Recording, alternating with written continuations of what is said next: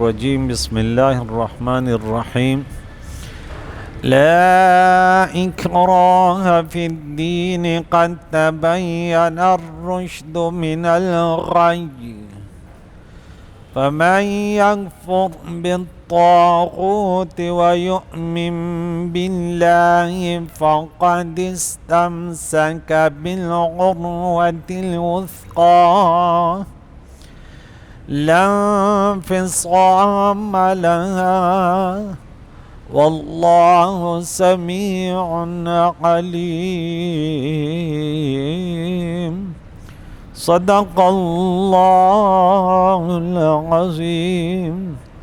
حضرات محترم و مکرم، ہمارا قرآن پاک کا درس سورہ بقرہ 255 آیتیں ہو گئیں۔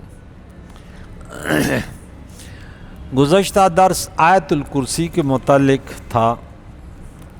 کریم اللہ سے دعا ہے ہر فرد، مرد ہو یا عورت، آیت الکرسی یاد کرنے اور ہر نماز کے بعد پڑھنے کی اللہ توفیق عطا فرمائے۔ بہت بڑا اجر، بہت بڑا ثواب اور دنیا و آخرت کی بھلائیاں،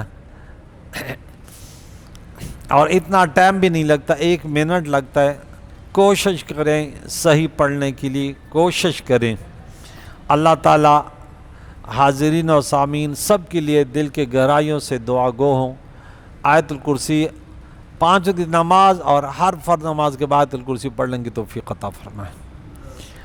آج کے درس میں رب کریم نے فرمایا لا اکراہ فی الدین، دین میں جبر نہیں۔ کیوں؟ قد تبین الرشد من الغی، کہ بے شک ہدایت گمراہی سے خوب واضح ہو چکی ہے۔ اللہ تعالیٰ کی وحدانیت کھل کر دلائلوں سے کہ معبود برحق یہ ہے، دین اسلام یہ ہے، اب کوئی جبر نہیں ہے۔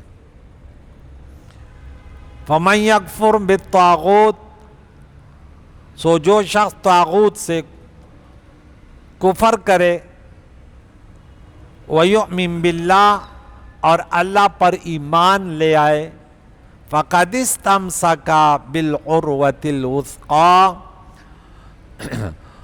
تو اس نے ایسا مضبوط دستہ پکڑ لیا جو کبھی ٹوٹنے والا نہیں ہے۔ لَانْفِصَامَ لَهَا، اس کے لیے کبھی ٹوٹنا نہیں ہے، یعنی انسان خود اپنے حالات کو تبدیل نہ کرے تو اب یہ نہیں ٹوٹے گا، اور اللہ سننے والا، علم رکھنے والا ہے۔ اس آیت مقدسہ پر بڑی گفتگو ہے، مفسرین کرام نے طویل گفتگو کی ہے کہ لا اکراہ فی الدین، کہ دین میں کوئی اکراہ، کوئی جبر نہیں ہے۔ اب مختلف سوالات ہوتے ہیں کہ دین اسلام میں جو ہے یہ تلوار کے ذریعے پھیلا اور اس میں جبر ہے اور اس میں یہ ہے، یہ ان لوگوں کا رد ہے کہ نہیں بھائی ایسے نہیں ہے، دین میں کوئی زبردستی نہیں ہے۔ لیکن یہ خصوصاً اہل کتاب کے متعلق یہ آیت ہے کہ ان کے پاس ہماری 2 باتیں ہوتی ہیں۔ اہل کتاب کے یا تو ہمارے دین میں آ جاؤ اور یا ٹیکس ادا کرو، اور اس کے علاوہ بت پرست ان کے لیے پھر 3 ہوتی، یا دین میں آ جاؤ اور یا جو ہے جہاد کے لیے وہ نہیں، ان کے 2 ہوتی ہیں بس، ان کے صرف یا دین میں آئیں گے یا جہاد، اور ان کے لیے دین میں آنا اور ٹیکس قبول کرنا اور اسلامی حکومت میں ان کے اس میں رہنا، یہ ان پر لاگو ہے۔ تو اس میں سب کچھ واضح ہو چکا ہے، اور تو رب کریم نے سورہ یونس آیت نمبر 99 میں فرمایا وَلَوْ شَاءَ رَبُّكَ لَآمَنَ مَنْ فِي الْأَرْضِ كُلُّهُمْ جَمِيعًا أَفَأَنْتَ تُكْرِهُ النَّاسَ حَتَّى يَكُونُوا مُؤْمِنِينَ،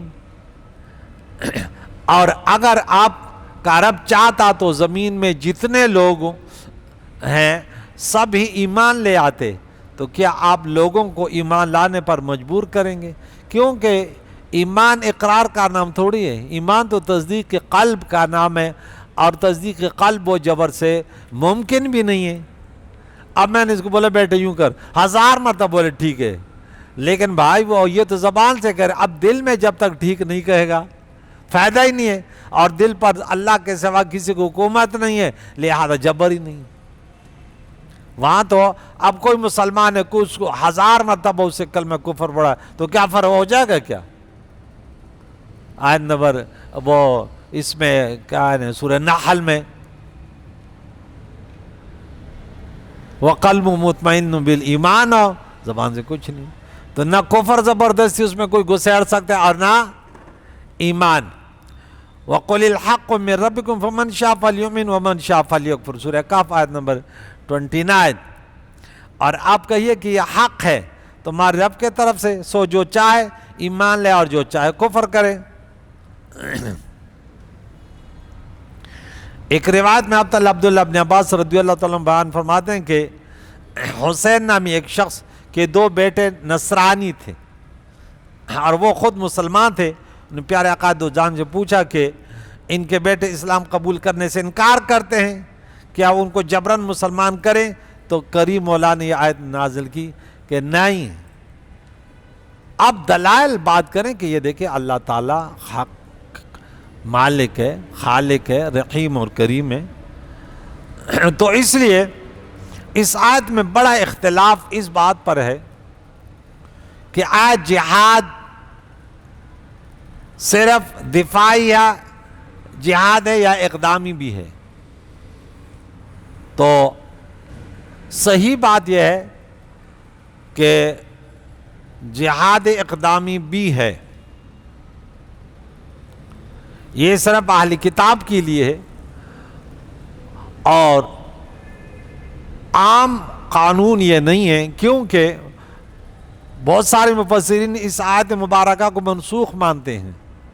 وہ کہتے ہیں کہ ناسخ آیت کیا؟ سورۃ توبہ نمبر 73 کہ یا ایھا النبی جاہد الکفار والمنافقین واغلظ علیہم، اے نبی کافروں اور منافقین سے جہاد کیجیے اور ان پر سختی کیجیے۔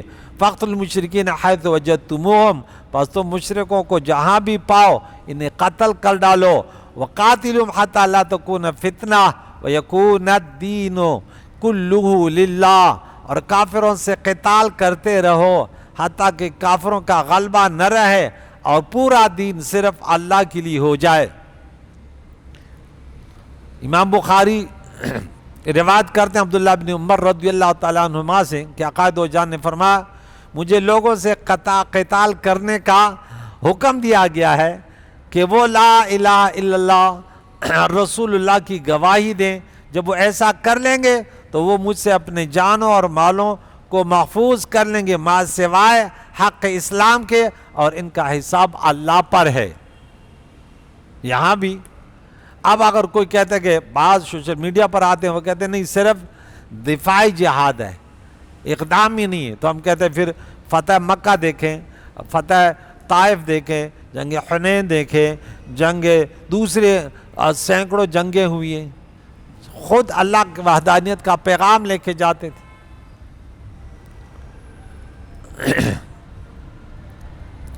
تو کافی سارے احادیث مبارکہ اور قرآن کے آیتیں جو دال ہیں کس پر؟ دونوں جہاد، دفاعی جہاد وہ تو لازم ہوا حملہ کوئی آور، وہ تو فرد عین ہر فرد ہر اس پر، لیکن اقدامی بھی ہے، لیکن اس کے لیے کچھ قوانین ہیں، کچھ شرائط ہیں۔ سورہ نحل اب سورہ انفال اور اس میں انشاءاللہ اچھے طریقے سے اس کو وہ کریں گے۔ اب یہاں سے کچھ سوالات ان کے جوابات آپ کو دیتا ہوں کہ مشروعیت جہاد پر نفی جبر کی وجہ سے اعتراض اور معاصر مفسرین کے جوابات۔ غیر مسلم اسکالرز اور مستشرقین اسلام کے خلاف یہ پروپیگنڈا کرتے ہیں کہ اسلام تلوار کے زور سے پھیلا ہے، اسے مرعوب ہو کر بعض مفسرین وہ یہ کہہ کہ اس آیت میں یہ بتایا گیا کہ دین میں جبر نہیں اور جہاد کا حکم صرف دفاعی ہے، اور جنگ اقدام نہیں ہے۔ کوئی قوم مسلمانوں پر حملہ آور ہو تو وہ اپنے تحفظ اور دفاع کے لیے جہاد کریں۔ بہت سارے مفسرین کے یہاں پہ حوالے ہیں، ہم نام نہیں لیتے کہ انہوں نے دفاعی جہاد کا ذکر کیا، یعنی ان لوگوں سے دب گئے، گھبرا گئے۔ ہم اس کے صرف جوابات ان مفسرین کے نام نہیں لیتے، کیونکہ ہم چاہتے ہیں کہ اب کوئی اس طرح میری بات سنے گا، آگے مزید اس کے جوابات سنے گا، اس کو غصہ نہیں ہے گا، لیکن اگر میں نے ایسے مفسر کا نام لیا اس کے چاہنے والا ہے تو لازم بات میری بات صحیح بھی ہو وہ نہیں مانے گا۔ انسان کے اندر کمزوری ہے، ہر ایک ایسے نہیں ہے کہ وہ حق قبول کر لے۔ پھر قواریت، لسانیت، یہ انسان کی فطرت میں ہے، تو اس لیے ہم ان کے نام نہیں لیتے۔ بڑے بڑے مفسر ہیں کہ جنہوں نے جہاد دفاع تو کہہ کہ دفاعی جہاد تو ہے، لیکن یہ نہیں ہے۔ تو ہم کہتے ہیں کہ جوابات یہ کہ اسلام میں جہاد صرف جہاد دفاع نہیں ہے بلکہ جہاد اقدام بھی ہے۔ رب کریم نے فرمایا وَقَاتِلُهُمْ حَتَّى لَا تَكُونَ فِتْنَةٌ وَيَكُونَ الدِّينُ كُلُّهُ لِلَّهِ سورہ انفال آیت نمبر 39۔ اور اے محبوب یہ قرآن کا حکم سنیں اور کافروں سے قتال کرتے رہو حتیٰ کہ کفر کا غلبہ نہ رہے اور پورا دین بندگی صرف اللہ کی ہو۔ اس آیت میں واضح بیان ہے کہ اللہ کی وحدانیت کا پیغام پہنچاؤ۔ امام بخاری عبداللہ بن عمر رضی اللہ عنہ سے روایت کرتے ہیں، مجھے حکم دیا گیا کہ میں اس وقت تک لوگوں سے لڑوں تاکہ وہ لا الہ الا اللہ کہہ دیں، اللہ کو واحد لا شریک مان لیں۔ تو یہ دفاعی انداز ہے کیا؟ یہ اقدام ہے۔ فَاقْتُلُوا الْمُشْرِكِينَ حَيْثُ وَجَدتُّمُوهُمْ وَخُذُوهُمْ وَاحْصُرُوهُمْ وَاقْعُدُوا لَهُمْ كُلَّ مَرْصَدٍ فَإِن تَابُوا وَأَقَامُوا الصَّلَاةَ وَآتَوُا الزَّكَاةَ فَخَلُّوا سَبِيلَهُمْ سورۃ توبہ آیت نمبر 5۔ سو تو مشرکین کو جہاد، تم مشرکین کو جہاد میں جہاں بھی پاؤ، ہر وقت نہیں کہ جہاں کافر کو پایا وہ نہیں، ایسے نہیں ہوتا، انداز نہیں ہوتا، اس کے لیے قوانین ہیں۔ ان کو قتل کر دو، انہیں گرفتار کرو، ان کا محاصرہ کرو، ان کی طاق میں حرکات کی جگہ بیٹھو۔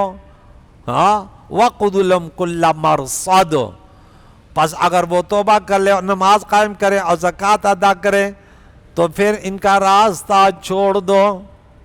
اور اہل کتاب کے متعلق فرمایا انہیں اسلام کی دعوت دو، اگر وہ نہ مانے تو ان سے قتال کرو، اگر وہ تمہارے محتاط ہو کر جزیہ دینا قبول کریں تو ان سے جہاد نہیں ہے۔ پھر قاتلوا الذین لا یؤمنون باللہ ولا بالیوم الآخر ولا یحرمون، اللہ پر قتال کرو ان لوگوں سے جو ایمان نہیں اللہ تے اللہ پر روز آخر پر، ولا یحرمون ما حرم اللہ ورسولہ، اور اس کو حرام نہیں قرار دیتے جس کو اللہ و اللہ کے رسول نے حرام قرار دیا، ولا یدینون دین اللہ کے دین حق کو قبول نہیں کرتے، من الذین اوتوا الکتاب، دیکھیں اہل کتاب کی بات ہے، ان لوگوں میں سے جنہیں کتاب دی گئی ہے، حتی یؤتوا الجزیۃ عن ید وہم صاغرون، یہ بتایا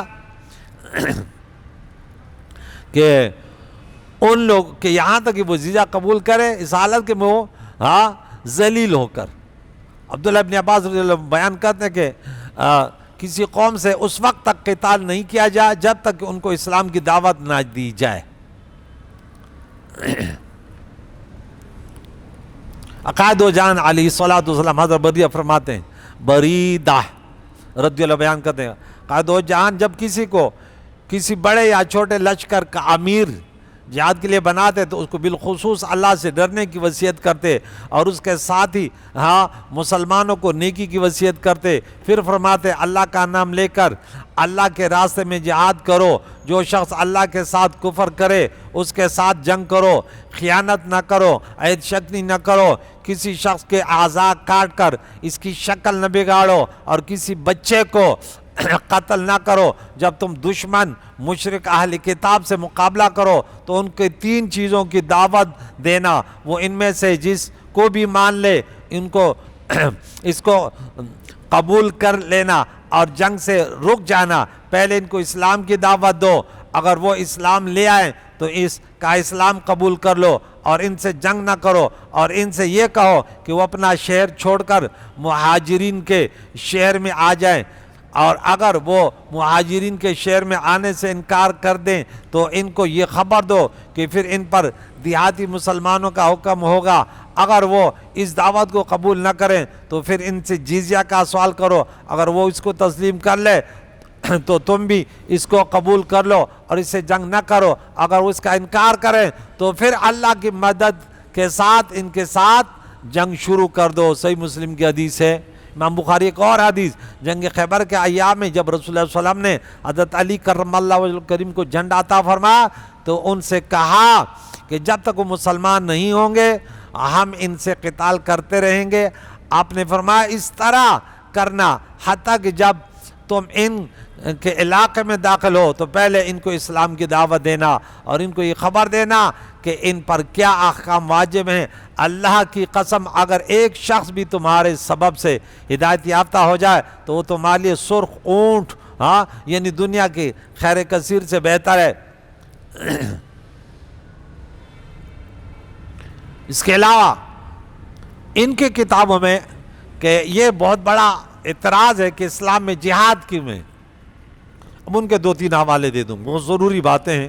یہودی اور عیسائی مستشرقین معترضین کو سب سے پہلے یہ جان لینا چاہیے کہ کفار کے خلاف جنگ اور جہاد کرنے میں اسلام تنہا اور منفرد نہیں ہے،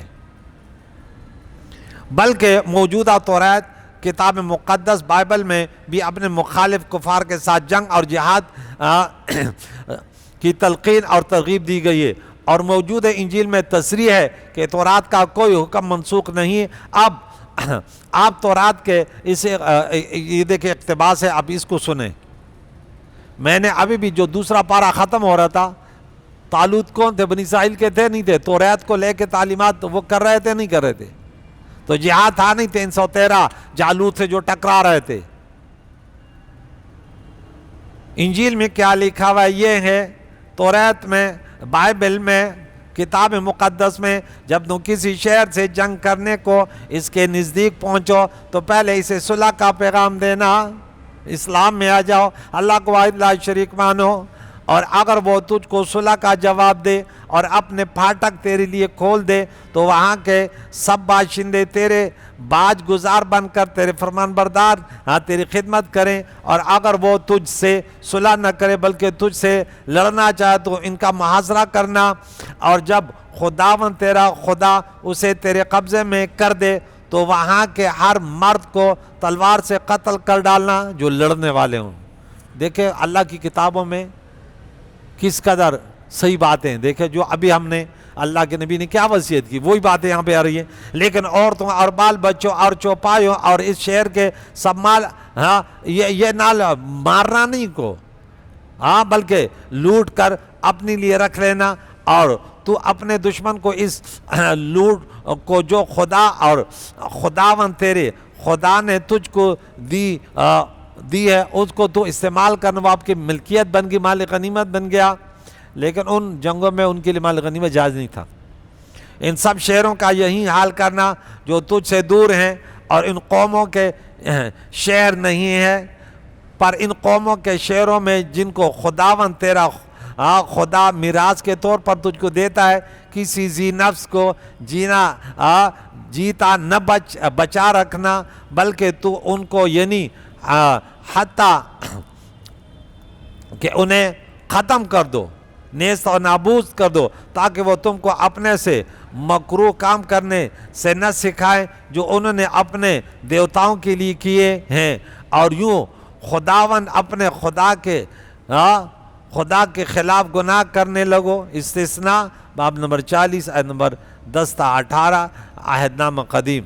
واضح ہے کہ عیسائیوں کے نزدیک بھی کفار کے خلاف جہاد کا یہی حکم باقی ہے، منسوخ نہیں ہے، کیونکہ حضرت عیسیٰ علیہ السلام نے فرمایا یہ نہ سمجھو کہ میں توریت یا نبیوں کی کتابوں کو منسوخ کرنے آیا ہوں، یہ نہ سمجھنا، بلکہ پورا کرنے آیا ہوں، کیونکہ میں تم سے سچ کہتا ہوں کہ جب تک آسمان اور زمین ٹل نہ جائے ایک نقطہ یا ایک شوشہ توریت سے ہرگز نہ ٹلے گا جب تک سب کچھ پورا نہ ہو جائے۔ متی باب نمبر 5 آیت نمبر 17 تا 18، عہد نامہ نمبر 18۔ جو غیر مسلم مستشرقین اسلام کے نظریہ جہاد پر اعتراض کرتے ہیں، ان توریت اور انجیل کے اقتباسات کو بغور پڑھنا چاہیے۔ جہاد کی صورتیں کیا ہیں؟ ایک یہ کہ مسلمان کے شہر پر حملہ کیا جائے اور مسلمان مدافعانہ جنگ کرے، جہاد دفاعی جہاد، یہ فرض عین ہے۔ اس کی مثال غزوہ بدر، غزوہ احد اور غزوہ خندق ہے، اور ظاہر ہے کہ یہ لا اکراہ فی الدین کے خلاف نہیں ہے اور نہ اس پر کوئی ہوشمند اعتراض کر سکتا ہے۔ اور جہاد کی دوسری صورت یہ ہے، یہ دیکھیں ہم کھل کر بتاتے ہیں دونوں صورتیں، جو اسلام بتاتے ہیں ہم وہ بتاتے ہیں تمہیں، افراط اور تفرید کے شکار نہیں تو۔ اس قرآن پاک کا ہر پیغام پہنچانا علماء کرام کے ذمہ فرض ہے، اور اگر نہ پہنچایا اور چھپایا تو قیامت کے دن ان کے منہ میں پھر آگ کے لگام ڈال دیے جائیں گے۔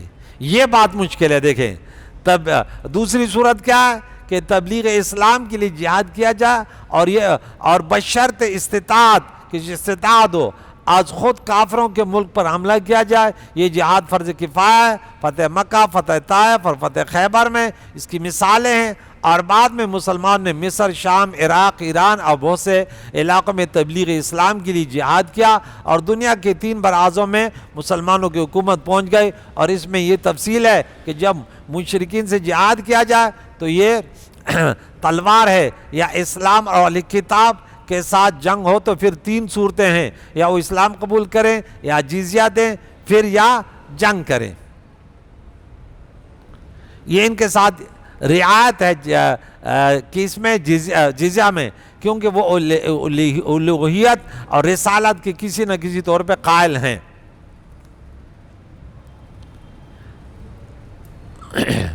تو اس کی وجہ کیا ہے؟ اس کی وجہ یہ ہے کہ اللہ کریم وہ خالق وہ ہے، مالک وہ ہے، زندگی دینے والا، رزق دینے والا۔ اب اگر کسی ملک کا باشندہ ہو، اس ملک کے نعمتوں سے، اس ملک کے بادشاہوں نے جتنے وہ ملک نے وہ تو مہیا کیے نا ان کے لیے، اسے کھائے پیے۔ ایک دنیاوی مثال دیتا ہوں، اور پھر اس ملک کے بادشاہ ان کے حکومت کے خلاف سازش کرے اور بیرون ملک سے دوسرے ملک ان کے دشمنوں سے مل کر انہیں نقصان پہنچائے، تو یہ دنیا والے، ہم ان دنیا والوں سے سوال کرتے ہیں کیا ان کے ہاں یہ شخص غدار ہے یا نہیں ہے؟ انہیں سزا دی جائے گی یا نہیں جائے گی؟ انہیں تختہ دار پر لٹکا دیا جائے گا یا نہیں لٹکایا جائے گا؟ کوئی یہ جو کہتے ہیں کہ اسلام جو ہے وہ آزادی پر پابندی لگاتا ہے، تو کیا یہ آزادی پر پابندی ہے کیا؟ بولے یہ تو آزادی چاہتا ہے نا، اس کو چاہیے کہ اس کے قانون کے مطابق رہے۔ تو ہم کہتے ہیں اللہ کا بندہ، اللہ نے اس کو زندگی دی، اللہ ان کا خالق، اللہ ان کا رازق، زندگی موت ان کی، پھر بھی اس کی بندگی کے بجائے بتوں کے سامنے جھکے، تو اس کو اگر راہ راست پہ لایا جائے تو یہ جو ہے نا کہتا ہے کہ حریت فکر اور آزادی رائے کے خلاف ہے۔ یہ نہیں ہے خلاف، سمجھ آ گئی؟ تو انصاف کے نظر سے دیکھا جائے اسلام جیسے دین دنیا میں نہیں ہے۔ جیسے اب روحانی علاج کرنے، جسمانی علاج کرنے والے وہ کس قدر انسان کے جسم کو بچانے کے لیے آگے بڑھتے ہیں، یہاں تک کہ کبھی کبھی انسان کی زندگی خطرے میں پڑ جاتی ہے۔ تو یہیں صورت جو ہے نام جہاد کا ایسا ہے، دنیا میں ایک بدنام شرپسندوں کی بات الگ ہے، ایسے کوئی جہاد نہیں کہ 2 افراد کھڑے ہو کے اس کو مارے، ایسے کچھ نہیں ہے، بلکہ ان کے لیے قوانین ہے بھائی، اس کے لیے فوج ہوتی ہے، اس کے لیے شروط ہوتے ہیں۔ اس کو جہاد نہیں کہتا کہ وہاں پہ ایک ٹولہ کھڑا ہو گیا، وہاں پہ ایک ٹولہ کھڑا ہو گیا اور وہ جا کے حملے کریں، ادھر کریں، ملک میں فسادات کریں، وہ باغی کہلاتے ہیں۔ لیکن آج قرآن مجید فرقان حمید کی 400 سے زائد آیتوں میں ہم مسلمان تو ویسے بھی دفاعی جنگوں پر مجبور ہیں، اقدام تو ہمارے اندر قوت ہی نہیں پائی جا رہی ہے، اور مجھے نہیں لگ رہا کیسے ہوگا، لیکن ہم دنیا تک پیغام پہنچاتے ہیں کہ دیکھ ہمارے قرآن میں یہ ہے، اللہ کا یہ حکم ہے، اللہ کو ماننے والوں، بنی اسرائیل بھی اللہ کو مانتے، یہودی بھی مانتے، عیسائی بھی اہل کتاب ہیں، لیکن غلط انداز سے، ہم کہتے ہیں صحیح انداز سے مانو تاکہ اللہ کی رضا مل جائے۔